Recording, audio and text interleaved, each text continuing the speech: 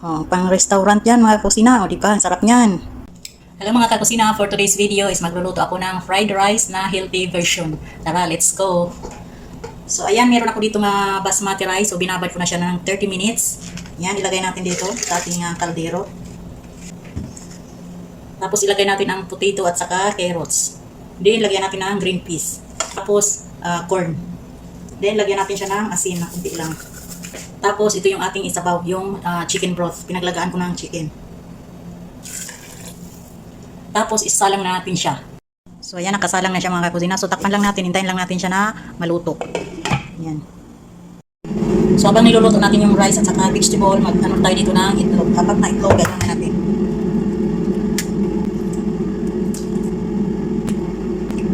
Natin ang kunting asin. Then garlic powder. Onion powder. Then cumin. Mix lang natin. So ayan, i-prito na natin siya. Ayan, lagyan natin ng butter. Ayan, lagay na natin yung itlog. So ayan, hintayin lang natin siya na maluto. Yung ilalim, saka natin siya durug-durugin. Check natin yung ating rice at saka vegetable kung mabuo na siya. So haluin lang natin.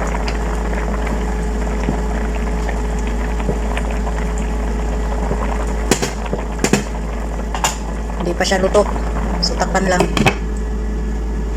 Ayan na yung ating egg.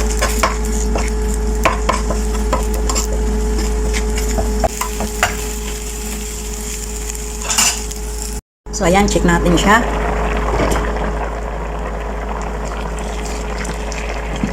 Ayan, mukhang luto na yung rice. So i-drain na natin ito mga kakusina.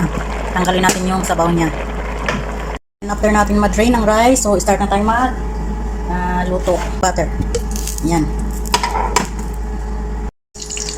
So may tira ko dito nga chicken skin. Ayan, binull ko na siya para hindi siya mataba.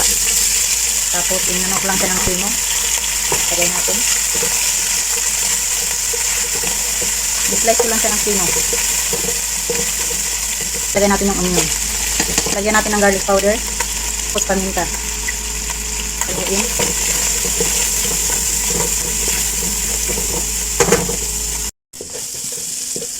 So ayan, ilagay na natin yung ating rice.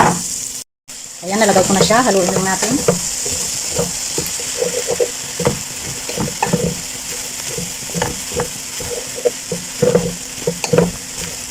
Diba? Napakadali lang. So hindi ko na nilagyan ng asin kasi timplado na yung sabaw natin. Talagay na natin yung itlog. Ayan. Haluin lang natin.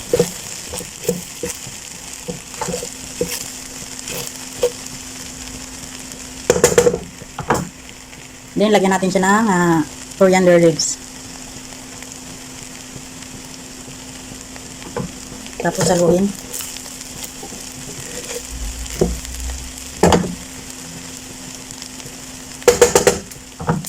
So, ayan. Takpan lang natin siya. Tapos, painin lang sa mahinang apoy ng 5 minutes. So, ayan. After natin mapainin, ito na siya. Ayan na. So, ilagay na natin sa ating plating. Diba? Ganyan ang ating fried rice na healthy version.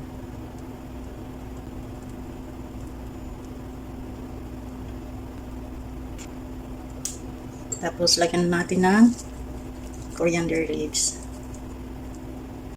So ayan na yung ating healthy version ng ating fried rice. O diba? Sarap. Tapos, ilagay natin itong ating chicken sa taas.